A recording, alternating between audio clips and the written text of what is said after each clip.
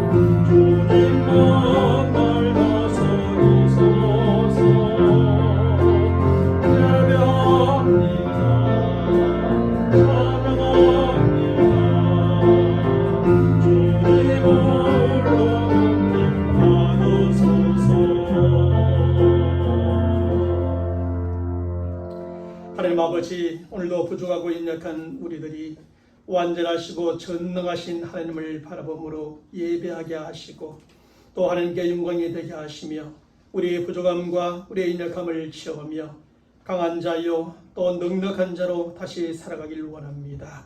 우리 예배 가운데 임재하셔서 우리 예배를 받으시며 우리에게 완전하시고 전능하신 하나님의 능력을 베푸사 또한 주안의 삶이 승리하고 성공하는 삶이 될 수 있도록 인도하여 주시옵소서. 우리 주 예수 그리스도의 이름으로 기원하옵나이다. 아멘. 전능하사 천지를 만드신 하나님 아버지를 내가 믿사오며 우리 주 예수 그리스도를 믿사오니 이는 성령으로 잉태하사 동정녀 마리아에게 나시고 본디오 빌라도에게 고난을 받으사 십자가에 못 박혀 죽으시고 장사한 지 사흘 만에 죽은 자 가운데서 다시 살아나시며 하늘에 오르사 전능하신 하나님 우편에 앉아 계시다가 저리로서 산자와 죽은 자를 심판하러 오시리라. 성령을 믿사오며 거룩한 공예와 성도가 서로 교통하는 것과 죄를 사하여 주시는 것과 몸이 다시 사는 것과 영원히 사는 것을 믿사옵나이다. 아멘. 우리 다 함께 생명의 찬양 44장 찬양합니다. 내려온 주의 영광을 보내 찬양하겠습니다.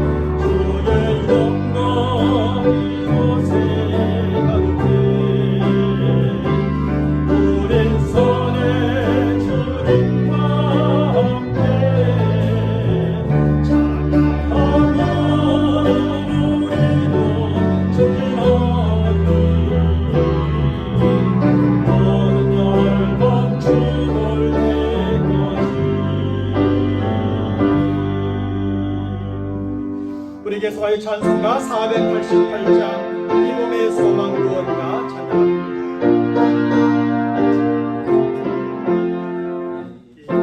몸의 소망 무언가 우리 주 예수 보일세 우리 주 예수 밖에는 이들리라 주옵도다 주 너의 반석이시니 우리의 내가 서리라 우리의 내가 서리라 속대 바람 부는 맘 물결이 높이 섞일 때이주 보시는 나의 소망의 밭을 두리라 주 나의 반석이시니 우리의 내가 서리라 우리의 내가 서리라 세상의 빛감 모든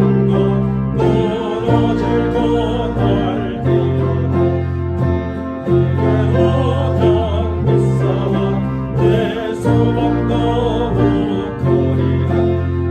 거룩하리라 반석이시니 우리의 내가 서리라 우리의 내가 서리라 나는 천국 올라가 하나님 앞에 배울 때 주의 보혈 힘입어 어여시 바로 서리라 주 나의 반석이시니 우리의 내가 서리라 우리의 내 1절 다시 부르며 준비하시는 분들입니다. 손에 모함 무언가 우리 주 예수 보일세 우리 주 예수 밖에는 이들이야 주옵도다 주 너의 반석이시니 우리의 내가 서리라 우리의 내가 바라던 천국 올라가 나는 천국 올라가 하나님 앞에 배울 때 주의 보혈 힘입어 어여시 바로 서리라 주 너의 반석이시니 우리의 내가 서리라 우리의 내가 주 나의 반석이시니 주 나의 반석이시니 우리의 내가 서리라 우리의 내가 서리라 오늘 하나님의 말씀은 창세기 9장 1절로 17절까지 말씀 제가 여러분들에게 봉독하여 드리도록 하겠습니다. 하나님의 노아와 그 아들들에게 복을 쉬며 그들에게 이르시되 생육하고 번성하여 땅에 충만하라. 땅의 모든 짐승과 공중의 모든 새와 땅에 기는 모든 것과 바다의 모든 물고기가 너희를 두려워하며 너희를 무서워하리니 이것들은 너희의 손에 붙였음이니라. 모든 산 동물은 너희의 먹을 것이 될지라. 채소같이 내가 이것을 다 너희에게 주노라. 그러나 고기를 그 생명되는 빛에 먹지 말 것이니라. 내가 반드시 너희의 피 곧 너희의 생명의 피를 찾으리니 짐승이면 그 짐승에게서 사람이나 사람의 형제면 그에게서 그의 생명을 찾으리라. 다른 사람의 피를 흘리면 그 사람의 피도 흘릴 것이니 이는 하나님이 자기 형상대로 사람을 지으셨음이니라. 너희는 생육하고 번성하여 땅에 가득하여 그 중에서 번성하라 하셨더라. 하나님이 노아와 그와 함께한 아들들에게 말씀하여 이르시되 내가 내 언약을 너희와 너희 후손과 너희와 함께한 모든 생물 곧 너희와 함께한 새와 가축과 땅의 모든 생물에게 세우리니 방주에서 나온 모든 것 또 땅의 모든 짐승에게니라. 내가 너희와 언약을 세우리니 다시는 모든 생물을 홍수로 멸하지 아니할 것이라. 땅을 멸할 홍수가 다시 있지 아니하리라. 하나님이 이르시되 내가 나와 너희와 및 너희와 함께하는 모든 생물 사이에 대대로 영원히 세우는 언약의 증거는 이것이니라. 내가 내 무지개를 구름 속에 두었나니 이것이 나와 세상 사이의 언약의 증거니라. 내가 구름으로 땅을 덮을 때에 무지개가 구름 속에 나타나면 내가 나와 너희와 및 육체를 가진 모든 생물 사이에 내 언약을 기억하리니 다시는 물이 모든 육체를 멸하는 홍수가 되지 아니할지니라. 무지개가 구름 사이에 있으리니 내가 보고 나 하나님과 모든 육체를 가진 땅의 모든 생물 사이에 영원한 언약을 기억하리라. 하나님이 노아에게 또 이르시되 내가 나와 땅에 있는 모든 생물 사이에 세운 언약의 증거가 이것이라 하셨더라. 아멘. 하나님께서 친히 창조하신 피조물 가운데 그 어느 것 하나 신묘 막측한 것이 없는 것이 없습니다. 그 가운데서도 한여름날 소낙비가 착착 내린 뒤 하늘 위에 아름답게 나타나는 무지개를 바라보면 하나님의 지혜와 솜씨에 감탄하지 않을 수가 없지요. 그래서 사람들은 무지개의 7색깔의 아름다움에 매료되어 가슴이 두근거리기도 하고 쉽게 표현할 수 없는 황홀감에 빠지기도 합니다. 어떤 사람들은 무지개를 보며 무한한 상상의 나래를 펴기도 하고 아름다운 꿈을 꾸기도 하지요. 또 어떤 사람들은 무지개를 보며 아름다운 시상을 떠올리기도 하고 아름다운 시를 짓기도 하는 것입니다. 대표적인 시인이 영국의 낭만주의 시인 바로 윌리엄 워즈워드일 것입니다. 워즈워드가 지은 시들 중에 하나가 우리가 너무나 잘 알고 있고 학창시절에 외우기도 하였던 무지개라고 하는 시가 있습니다. 저 하늘의 무지개를 바라보면 내 가슴은 뛰노라. 나 어려서 그랬고 어른이 된 지금도 그러하거늘 나 늙어서도 그러하리라. 그렇지 않다면 차라리 죽는 게 나으리라. 아이는 어른의 아버지, 원하노니 내 생애의 하루하루가 천상의 경건한 마음으로 이어지기를 이라고 하는 무지개 시이죠. 위대한 시인 윌리엄 워즈워드에게 무지개는 어린 시절부터 이렇게 엄청난 감동을 주는 것이었습니다. 그로 하여금 무한한 상상의 날개를 펼치게 하고 꿈을 꾸게 하며 아름다운 시를 짓게 하였던 것이죠. 이처럼 7색깔로 조화롭게 이루어진 무지개는 그 자체로 묘하고 아름다운 것이요 사람들에게 아름다움을 나누어 줍니다. 그리고 감동을 주고 무한한 상상의 날개를 펼치고 꿈을 꾸게 하고 아름다운 시를 짓게 만들지요. 그런데 이 무지개는 하나님의 홍수 심판이 있기 전까지는 이 세상에 전혀 없었던 자연 현상이었습니다. 왜냐하면 무지개는 비 온 뒤 나타나는 자연 현상이고 홍수 심판이 있기 전에는 이 세상에 비가 내린 적이 없기 때문인 거지요.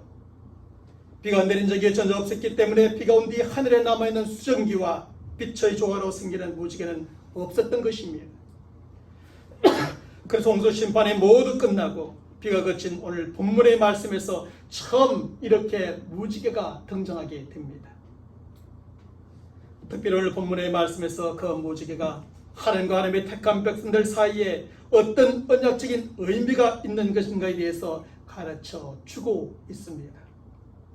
그러므로 우리는 무지개의 묘함이나 아름다움이나 존재 자체보다는 무지개를 통해서 주시고자 하시는 하나님의 언약적인 의미, 메시지가 무엇인가를 기억하고 생각하는 것이 중요합니다. 홍수 심판이 모두 끝난 후에 하나님께서는 오늘 본문의 말씀에서 노아와 그의 가족들을 찾아오십니다. 저들을 찾아오신 하나님께서는 지금 저들이 처한 형편과 상황을 가장 잘 아시는 가운데 저들에게 말씀을 하시지요. 그리고 하나님께서는 저들에게 말씀하신 모든 것에 대한 증거로서 구름 속에 무지개를 두셨다고 말씀하고 계시는 것입니다. 그러므로 우리가 무지개를 볼 때마다 기억하고 생각해야 될 것은 오늘 본문의 말씀을 통해 주시는 하나님의 언약적인 의미입니다. 특별히 우리는 홍수 심판 후에 하나님께서 노아와 그의 가족들을 찾아오시고 말씀해 주시며 그 증거로 무지개를 두신 모든 가정을 통해서 하나님이 어떤 분이신가를 깨닫게 되는 것입니다. 그러면 오늘 본문의 말씀에서 우리가 깨닫게 되는 하나님은 과연 어떤 분이실까요? 우리가 믿고 섬기는 하나님은 어떤 분으로 묘사되어지고 있을까요? 첫째로 하나님은 축복해 주시는 하나님이십니다. 하나님께서는 노아와 그의 가족들만 제하고 세상과 세상 사람들을 물로 심판하여 모두 멸하고 죽이셨습니다. 그것은 하나님께서 본래 사람을 심판하여 멸하고 죽이시는 그런 분이었어가 결코 아닙니다. 그것은 불순종의 죄로 말미암아 이 세상과 세상 사람들 가운데 죄가 차고 넘쳤기 때문이었지요. 죄로 말미암아 이 세상과 세상 사람들이 전면적으로 타락하고 부패했기 때문이었습니다. 사실 사람을 창조하신 하나님, 우리가 믿고 섬기는 하나님은 사람을 심판하여 멸망시키고 죽이시는 하나님이 결코 아니십니다. 하나님께서 처음 사람을 창조하셨을 때 저들을 죽지 않고 하나님과 함께 영원히 사는 존재로 창조해 주셨던 것을 보아도 알 수 있지요. 하나님께서는 모든 피조물들 중에서 사람만 하나님의 형상을 닮은 존재, 곧 하나님의 성품을 가진 존재로 최고의 걸작품으로 만드신 것을 보아도 알 수가 있습니다. 그리고 하나님께서 이렇게 사람을 창조하신 후에 저들에게 제일 먼저 해주신 것이 무엇인 줄 아십니까?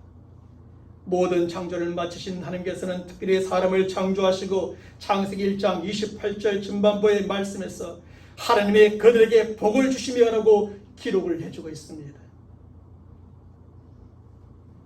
하나님께서 영원히 사는 존재로 사람을 창조하시고 하나님의 성품을 가진 최고의 걸작품으로 만든 이후에 사람을 찾아오셔서 제일 먼저 하신 것은 저들에게 축복해 주시는 것이었습니다.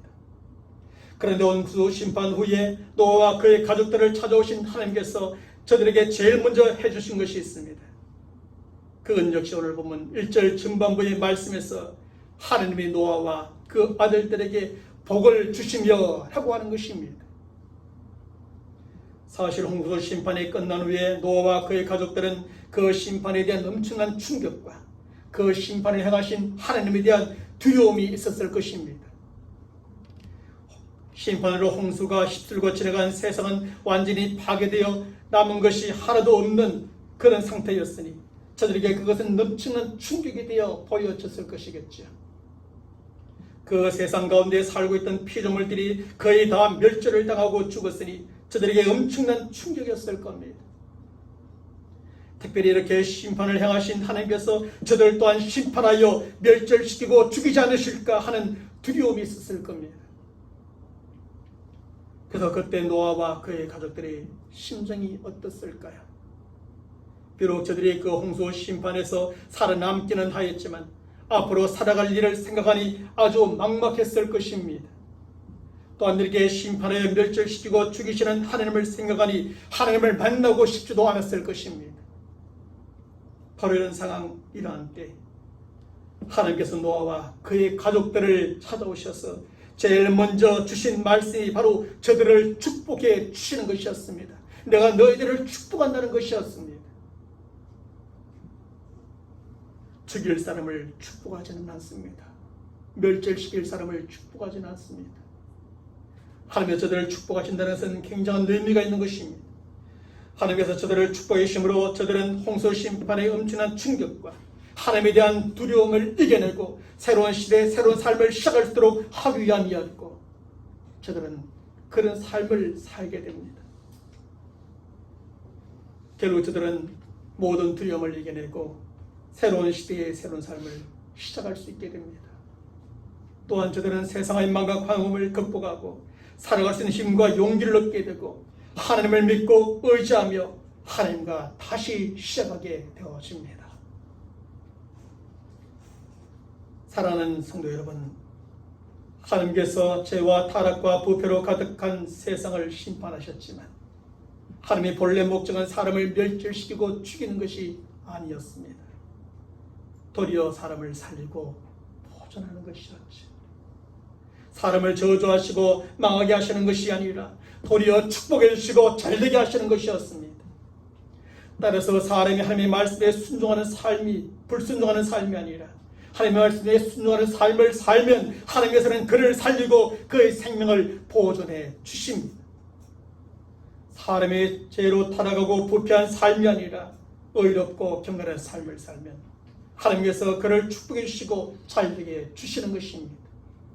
세상에 죄가 가득했고 모든 사람이 타락하고 부패하였을 때 의를 지키고 믿음과 경건함으로 살았던 노아를 그 심판에서 구원하시고 보존하신 후에 축복해 주셨던 것처럼 말입니다.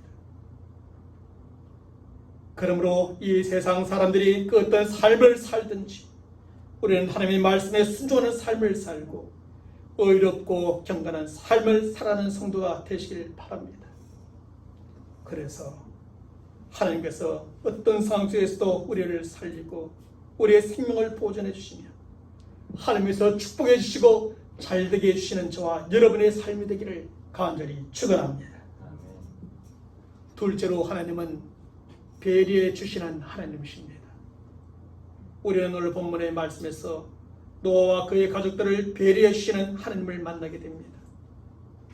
우리가 지난 주일에 생각해 보았던 것처럼 홍수 심판 후에 세상에는 많은 변화가 찾아왔습니다. 그 많은 변화 중에 하나는 사람과 세상의 모든 피조물들과의 관계의 변화입니다. 그리고 저들과의 관계의 변화는 사람과 모든 피조물들과의 관계가 더 이상 우호적인 관계가 아니라 적대적인 관계로 변화되어진 것입니다. 이것은 아담과 하와의 타락 이후에 시작되어졌지만 홍수 심판 후에 더욱더 심화되어진 것입니다. 그래서 하나님께서는 사람과 세상의 모든 피조물들과의 관계를 다시 정립시켜 주십니다. 그러면 하나님께서는 어떻게 저들의 관계를 정립시켜 주십니까? 그것은 오늘 본문 2절의 말씀에서 땅의 모든 짐승과 공중의 모든 새와 땅에 기는 모든 것과 바다의 모든 물고기가 너희를 두려워하며 너희를 무서워하리니 이것들은 너희 손에 붙였음이라고 정립해 주는 겁니다. 다시 말하면 사람이 짐승과 새와 벌레와 물고기를 두려워하고 무서워하는 관계가 아니라 저들이 사람을 도리어 무서워하고 두려워하는 관계라는 것입니다. 이렇게 저들의 관계를 정립해 주심으로 동물이 사람을 함부로 해하지 못하게 하셨고 사람이 저들을 다스리게 하신 것입니다.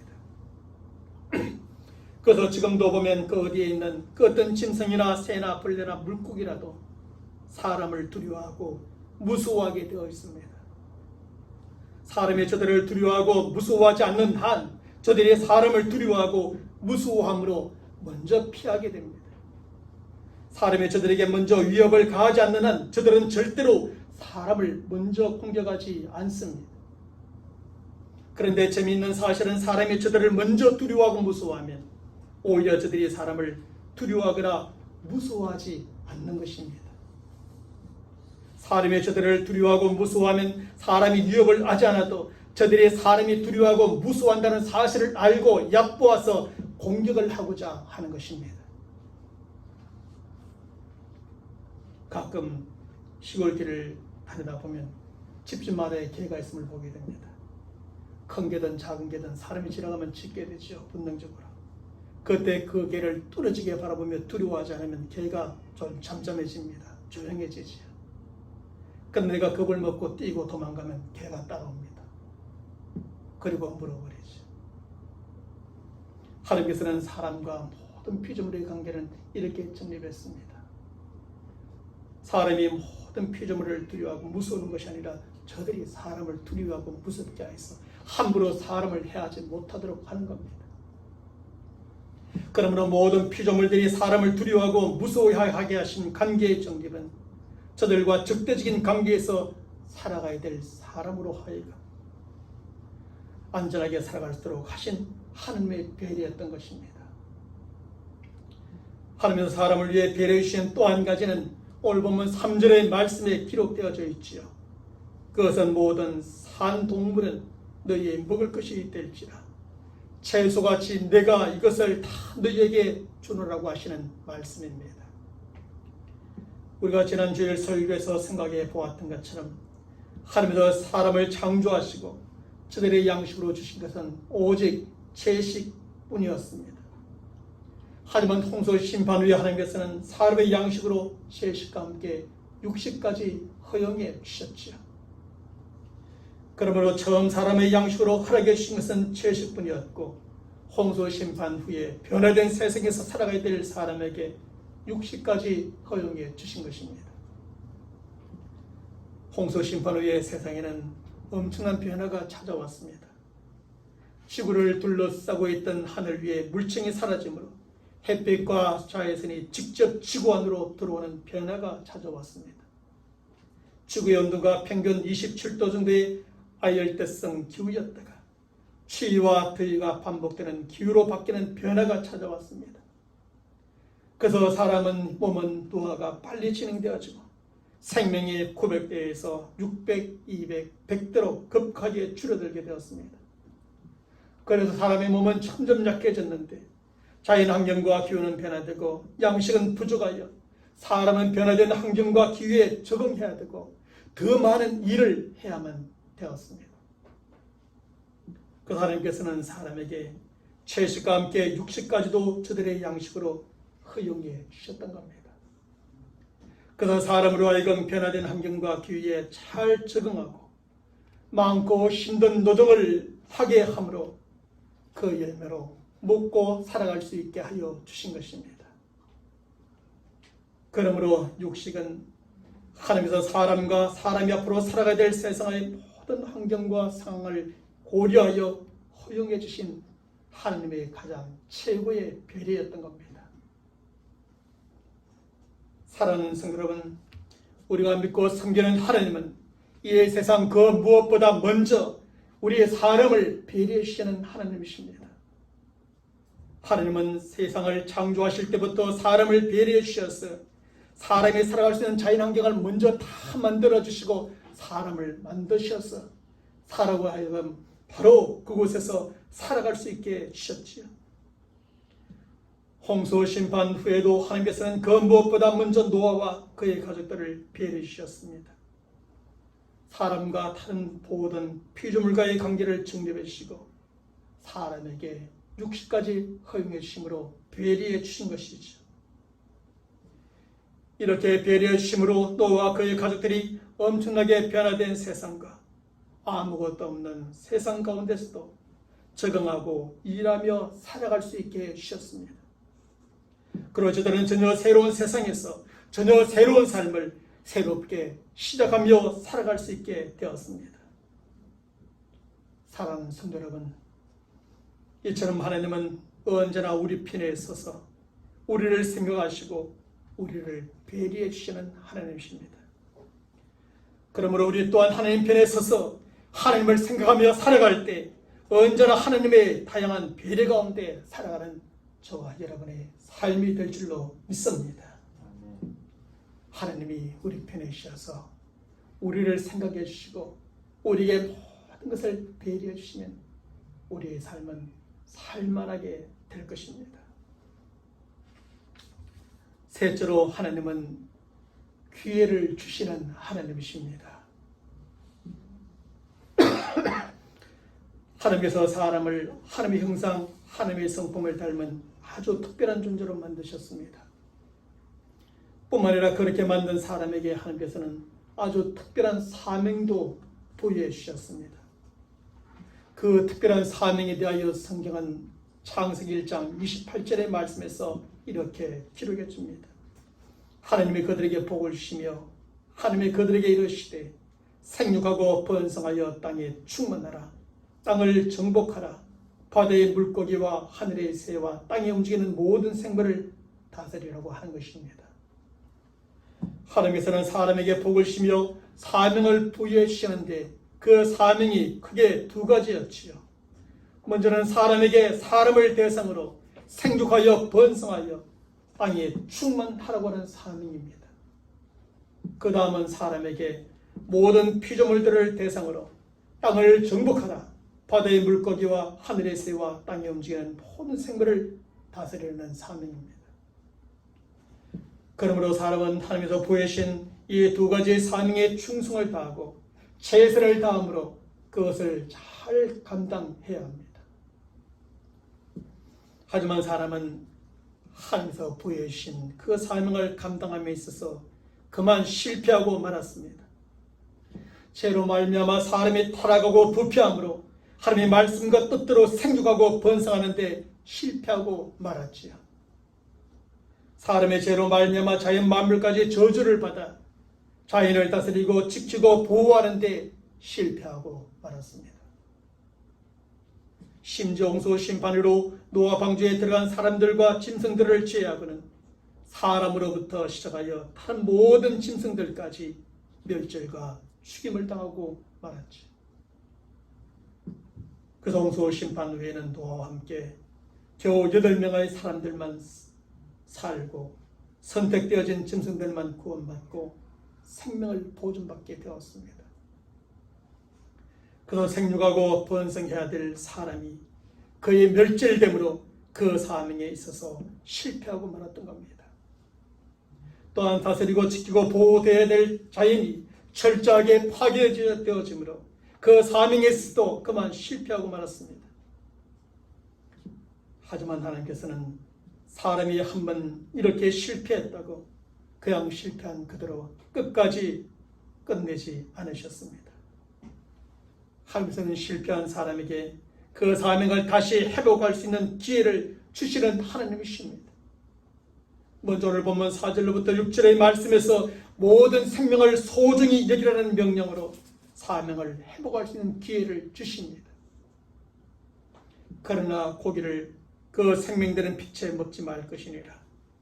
내가 반드시 너희의 피 곧 너희의 생명의 피를 찾으리니 짐승이면 그 짐승에게서 사람이나 사람의 형체면 그에게서 그의 생명을 찾으리라. 다른 사람의 피를 흘리면 그 사람의 피도 흘릴 것이니 이는 하나님이 자기 형상대로 사람을 지으셨음이니라. 홍수 심판 후에 하나님께서 사람에게 철식과 함께 육식까지 허용해 주셨지만 한 가지 단서를 달고 허용해 주신 것입니다. 그리고 그 단서는 육식을 하더라도 그 생명들은 빛에 먹지 말라는 것이요, 함부로 짐승이나 사람의 피를 흘린 존재는 반드시 피를 흘리게 되리라고 하는 말씀입니다. 이 단서는 짐승과 사람을 포함하는 모든 피조물들을 함부로 해하지 말라는 것이요, 소중히 여기라는 것이며 저들을 잘 다스리고 지키고 보호하라는 의미가 포함되어져 있습니다. 양식으로 허락했다고 함부로 잡고 피를 흘리고 죽여서는 안 된다는 것입니다. 한 가지 양식을 위해서 그것을 사용해야 된다는 것이지. 그리고 오늘 본문 1절의 말씀에서는 하나님의 노아와 그 아들들에게 복을 쉬며 그들에게 이르시되 생육하고 번성하여 땅에 충만하라고 말합니다. 그리고 7절의 말씀에서는 너희는 생육하고 번성하며 땅에 가득하여 그 중에서 번성하라는 명령을 저들에게 주십니다. 여기에서 하나님께서 아담과 하와를 지으시고 저들에게 주셨던 사명을 노아와 그의 가족들에게 주고 계십니다. 그러면 아담과 하와 두 사람의 그 사명을 처음 감당했던 것처럼 노아와 그의 가족들 8명이 이제 처음처럼 다시 그 사명을 감당하라는 것입니다. 이제 저들 8명이 생육하고 번성하여 땅에 가득하고 가득 채워 실현하는 그 사명을 잘 감당하라는 말씀입니다. 그래서 이 세상의 사람으로 가득하게 하고 모든 피조물들을 잘 다스리고 지키며 보호하는 사명을 또한 잘 감당하는 뜻이지. 그리고 노아와 그의 가족들은 하나님께서 저들에게 주신 기회를 선용하여 실패를 극복하고 저들의 그 사명을 일단 잘 감당하게 되어집니다. 사랑하는 여러분, 하나님께서는 생육하고 번성안에 실패하였던 사람에게 그것을 다시 회복할 수 있는 기회를 주십니다. 모든 피조물들을 다스리고 지키며 보호하는 사명에 실패하였던 저들에게 그것을 다시 회복할 수 있는 기회를 주십니다. 이처럼 하나님께서는 사람이 어떤 사명이나 일에 한번 실패했다고 그것으로 그냥 끝장내지 않으십니다. 하나님께서는 실패를 회복할 수 있는 기회를 다시 한번 주셔서 회복 정도가 아니라 그것으로 성공하게 하시는 것입니다. 그러므로 우리는 한번 실패했다고 모든 것이 끝난 것이 아니니 결코 포기하거나 좌절하지 말아야 합니다. 가정에 있든 직장에 있든 사회 속에 있든 교회에 있든 그 무슨 일에든 우리에게는 절대 포기와 좌절이란 없습니다. 오히려 하나님께서 주시는 회복의 기회를 선용하여 실패를 극복하고 성공하고 승리하는 저와 여러분 모두가 되시기를 간절히 축원합니다. 마지막 네 번째로 하나님은 소망을 주시는 하나님이시죠. 홍수 심판 후에 노아 방주에서 나와 세상을 본 노아와 그의 가족들은 과연 어떤 반응을 보였을까요? 먼저 하나님의 심판에서 구원을 받고 생명을 보존받았으니 감사와 기쁨이 넘쳤었겠지요. 하지만 40일 동안 비가 내렸고 무려 150일 동안 물로 덮여 있었던 세상을 본 저들의 반응은 마냥 기쁨과 감사만이 아니었을 겁니다. 우리도 간혹 홍수를 맞고 물이 썰고 지나간 그 뒤 흔적을 보면 얼마나 처참한지 잘 알지 않습니까? 그런데 40일 동안 밤낮 비가 내렸고 150일 동안 온 세상에 물이 가득하여 있는데 그 물이 빠지고 난 다음에 세상이 어땠을까요? 가히 짐작이 되지 않을 정도였을 겁니다. 수많은 사람들의 시체와 동물들의 죽음을 본 저들의 마음속에는 분명 두려움이 가득하여 있을 겁니다. 모든 것이 사라져버렸고 남아있는 것이란 아무것도 없는 세상을 본 저들의 마음속엔 절망이 찾아왔을 것입니다. 그래서 저들에게는 혹시 그 많은 비가 또 오지 않을까? 또 다른 홍수 심판이 임하지 않을까? 우리도 심판을 받아 죽지는 않을까? 하는 두려움 많이 있었을 겁니다. 이제 우리가 어떻게 살아가지? 무슨 일을 하고 어디에서 자고 무엇을 입고 먹고 마시며 살아가지? 하는 절망의 마음이 들었을 겁니다. 그런데 하나님은 그때의 노아와 그 가족들의 두려움과 절망의 마음을 잘 알고 있었습니다. 그 홍수 심판 후에 저들을 찾아오신 하나님께서 오늘 본문 8절 이하의 말씀에서 저들에게 하나의 언약을 세워주시는데 바로 무지개 언약입니다. 특별히 그 언약의 핵심적인 내용은 오늘 본문 11절의 말씀에서 다시는 모든 생물을 홍수로 멸하지 아니할 것이라 땅을 멸할 홍수가 다시는 있지 아니하리라는 것입니다. 그리고 하나님께서는 그 언약의 증거로서 세워주신 것이 있는데 바로 비온 뒤에 구름 뒤에 나타나는 무지개였던 겁니다. 그러므로 노아와 그의 가족들이 무지개 언약의 말씀을 들었을 때 그의 마음속에 가득하 있던 두려움이 어떻게 되었을까요? 사라지게 되었을 겁니다. 또한 사람의 마음속에 찾아왔던 절망도 물러가게 되었을 것입니다. 오히려 저들은 세상의 모든 피조물들과의 관계를 다시 정립해 주시고 육식을 양식으로 허용해 주신 하나님의 배려로 소망을 갖게 되었을 겁니다. 이제 살 수 있겠구나. 살게 되겠구나. 모든 피조물들을 잘 다스리고 지키고 보호해주며 육식을 하면서 땀 흘리며 열심히 일하면 살 수 있으리라고 하는 소망을 갖게 되었을 겁니다. 그러므로 무지개와 하나님의 무지개 언약은 소망의 약속이었고 하나님은 두려움과 절망 중에 있는 사람에게 소망을 주시는 하나님이셨습니다. 그리고 노아와 그의 가족들은 하나님이 주시는 그 소망 때문에 두려움과 절망을 극복하고 모든 것을 다시 새롭게 시작할 수 있게 되어지고 하나님께서 저들에게 맡기신 사명들을 감당해 나가게 되는 겁니다. 사랑하는 성도 여러분, 사람은 소망으로 살아가는 존재입니다. 내일에 대한 소망, 먼 미래에 대한 소망, 그 소망 있는 사람은 지금 좀 힘들고 어려워도 살아갈 수 있게 되는 겁니다. 건강을 잃어 사망 진단을 받아 죽어가던 사람에게도 살 수 있다는 소망을 심어주면 죽을 때 죽더라도 다시 힘이 솟아오르는 것을 볼 수 있습니다. 시련의 아픔 때문에 축 늘어져 있던 사람도 그 사랑을 되찾게 될 것이라는 소망을 갖게 되면 얼굴색이 달라지게 되고 살맛을 느끼게 되고 밥맛을 찾게 되는 것입니다. 그러므로 두려움과 절망 중에 있는 사람에게 꼭 필요하고 반드시 필요한 삶의 원동력은 바로 소망입니다. 남자들이 그 힘들고 외로운 군생활 2년을 어떻게 견딜 수 있었을까요? 그것은 저들에게 소망이 있기 때문입니다. 어떤 소망입니까?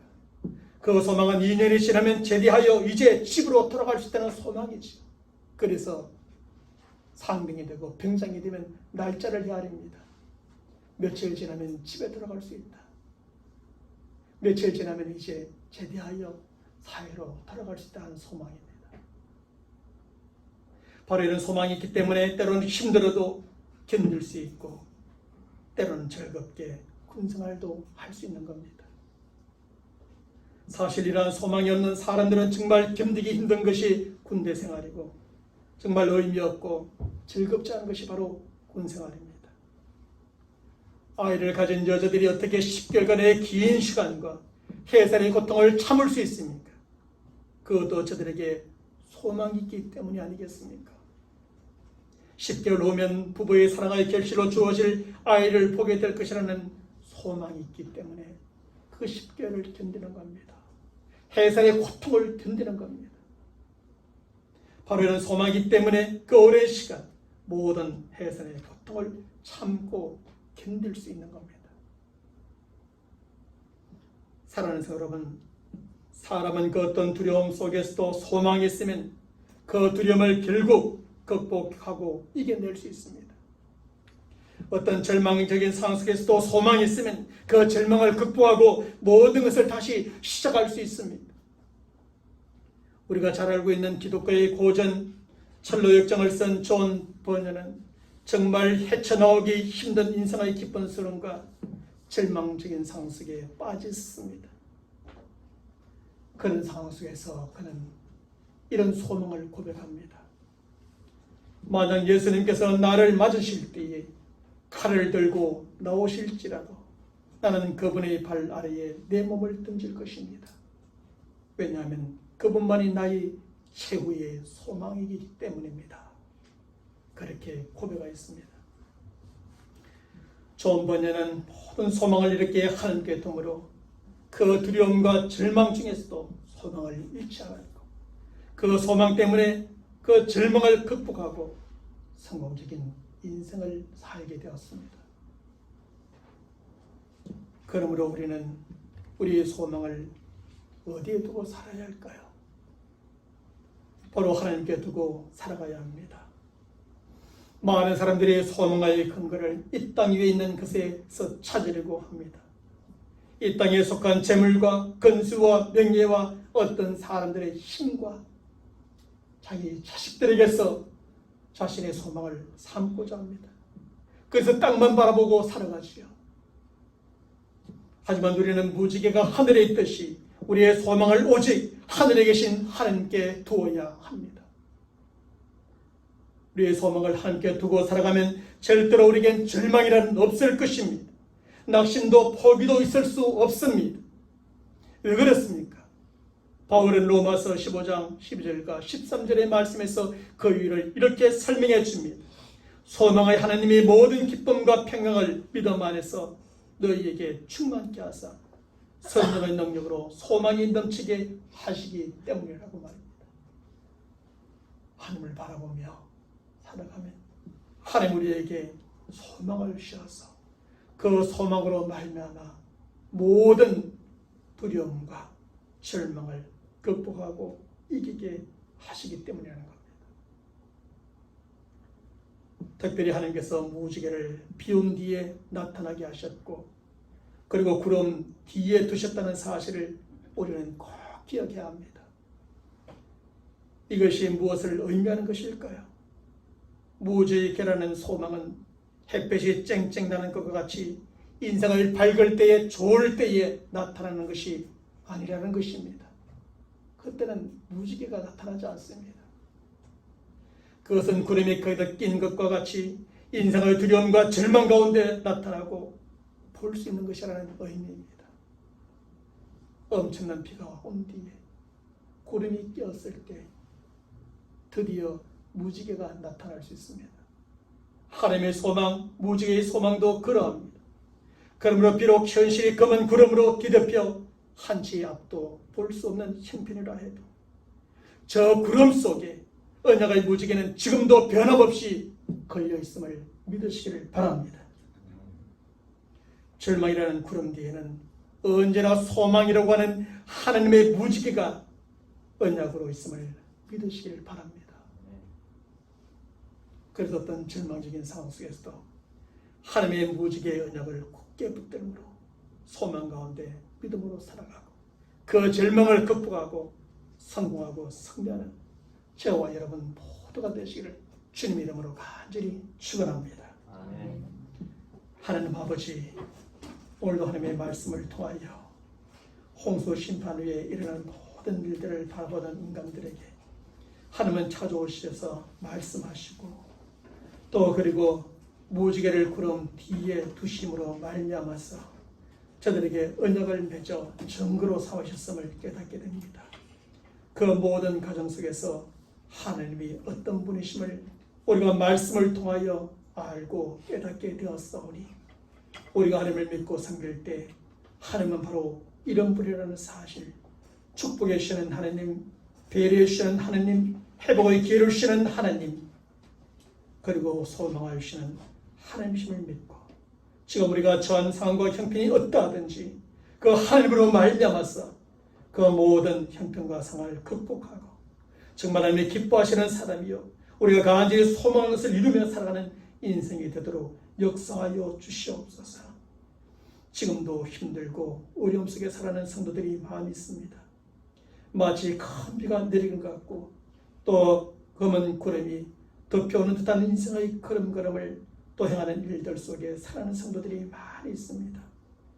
하나님께서 우리의 소망이 되어주시고 축복해 주시고 배려해 주시고 다시 한번 우리에게 기회를 주셔서 우리로 하여금 하나님이 원하시는 사람이요 하나님 원하시는 이루어드리는 사람이요 우리가 간절히 소망하는 것을 결국 성취해내는 믿음의 사람들 다 되도록 축복하여 주시옵소서. 우리 주 예수 그리스도 이름으로 간절히 기도하옵나이다. 아멘. 우리 다 함께 복음성가 무지개를 찾아 다니시며 찬양하겠습니다.